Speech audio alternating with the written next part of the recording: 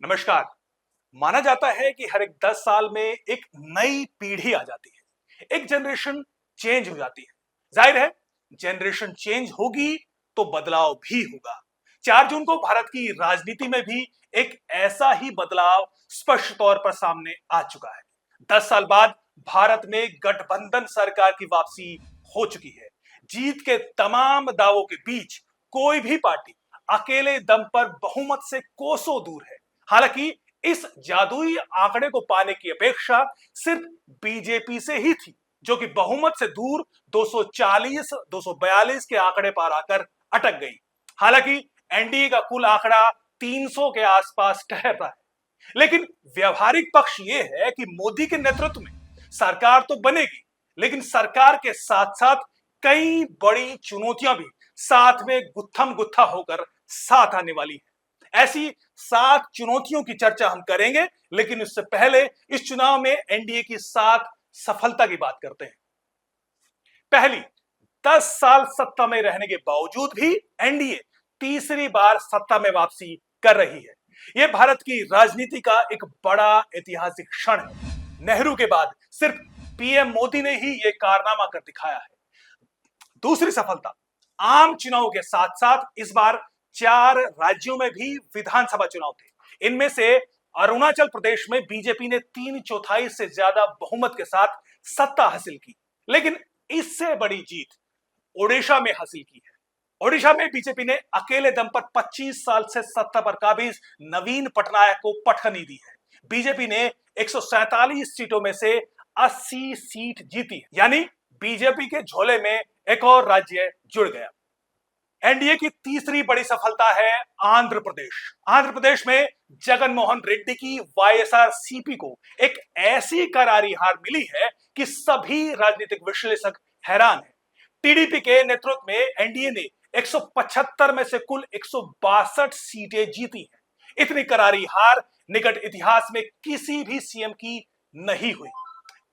जबकि लोकसभा की 25 में से 21 सीटें भी एनडीए के खाते में गई हैं।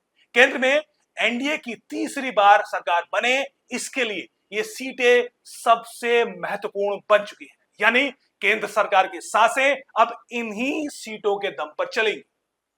बीजेपी एनडीए की जीत में सबसे बड़ा तमगा इस बार मध्य प्रदेश ने हासिल किया है। यहां की सभी सीटों को जनता जनार्दन ने बीजेपी के नाम कर दिया है, यानी 29 में से 29 सीट बीजेपी के नाम। इसे कहते हैं धमाकेदार जीत।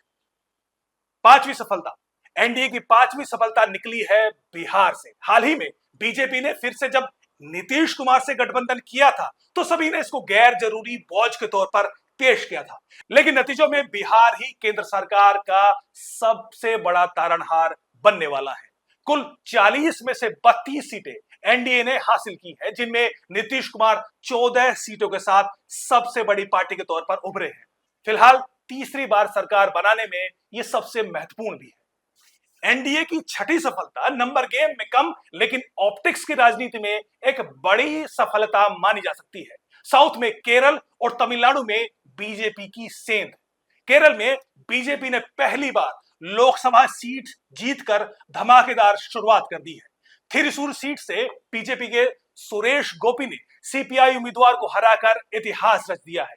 वहीं तिरुवनंतपुरम सीट पर भी केंद्रीय मंत्री राजीव चंद्रशेखर ने शशि थरूर को बेहद कड़ा मुकाबला दिया है, जो कि केरल में बीजेपी के भविष्य की नई संभावनाओं की शानदार आहट की निशानी है। बीजेपी की 7वीं बड़ी सफलता है दिल्ली। राजधानी के आसपास सभी राज्यों में बीजेपी की सीटों में कटौती हुई है, लेकिन केजरीवाल और कांग्रेस के गठबंधन के बावजूद बीजेपी सभी 7 सीट जीतने में कामयाब रही है। स्पष्ट है कि केजरीवाल के जेल जाने से जनता पर इसका कोई असर नहीं हुआ। कम से कम केजरीवाल मार्का ड्रामे का पटाक्षेप इन नतीजों के साथ खत्म होता दिखाई देता है। तो ये तो बात हुई 7 सफलता की। अब बात करते हैं उन 7 चुनौतियों की, जो कि आने वाले दिनों में पीएम मोदी के सामने खड़ी होंगी, जिनसे अगले 5 सालों तक उनको जूझना होगा। पहली बड़ी चुनौती है गठबंधन सरकार की वापसी। पिछले 10 सालों में पीएम मोदी ने दृढ़ आत्मविश्वास के साथ जो भी फैसले लिए, उसके पीछे बीजेपी के पास अकेले दम पर बहुमत होने की मजबूती थी। तभी 370 को हटाना संभव हुआ और तभी नोटबंदी जैसे बड़ा फैसला लिया गया। लेकिन इस बार बीजेपी 240-242 का आंकड़ा ही पार कर पाई है, यानी अगले 5 सालों तक पीएम मोदी को गठबंधन के दलों से जूझना होगा। यह है एक बड़ी चुनौती। दूसरी बड़ी चुनौती भी गठबंधन की मजबूरी से ही जुड़ी है। नाम है नीतीश कुमार, जो कि इस बार 14 सीटें जीतकर किंग मेकर की भूमिका में आ चुके हैं। नीतीश कुमार की राजनीतिक स्थिरता, इससे हम सब वाकिफ हैं। नीतीश का पल पल पाले बदलने का मर्ज मोदी सरकार के लिए सबसे बड़ा सरदर्द हो सकता है।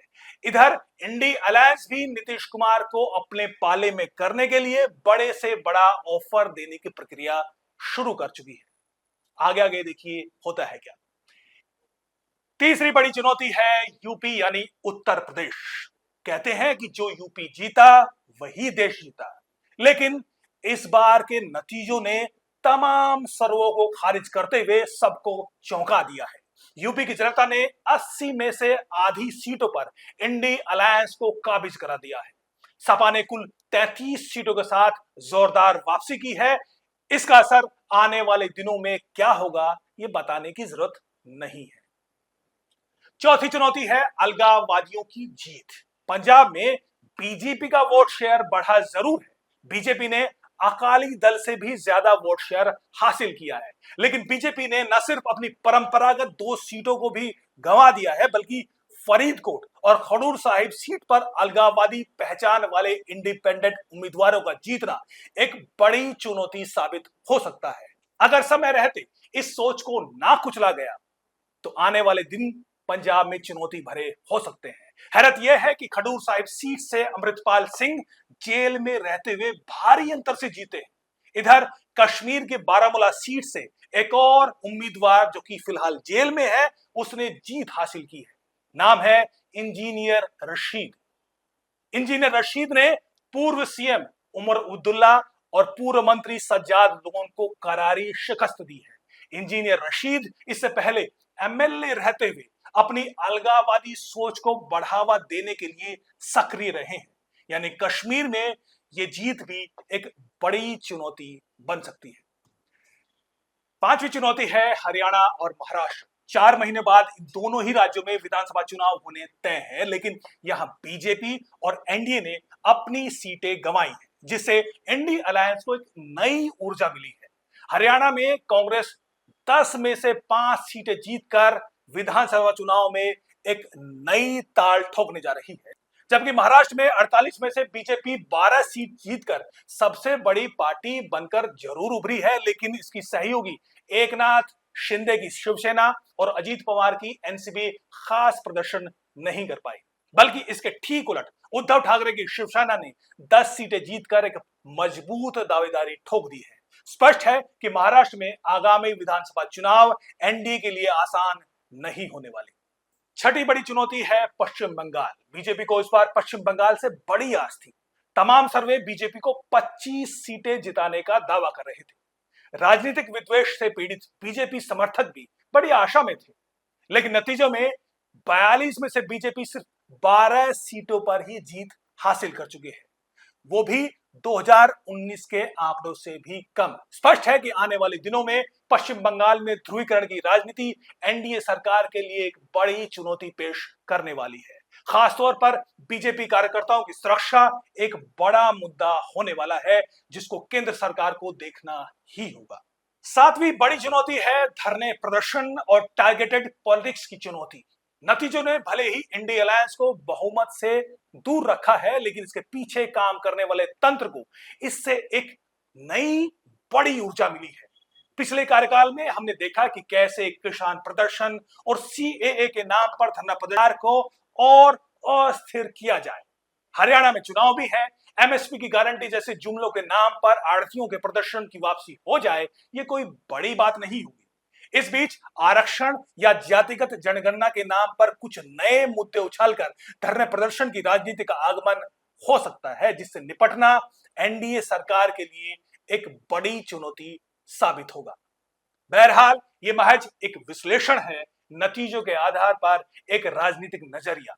आने वाले दिनों में राजनीति किस करवट बैठेगी, यह आने वाले दिनों में ही पता चलेगा। आज का सच यही है कि मोदी सरकार की तीसरी बार सत्ता में वापसी हो चुकी है। जनादेश आ चुका है, जिसको हम सबको स्वीकार करना होगा। जय हिंद।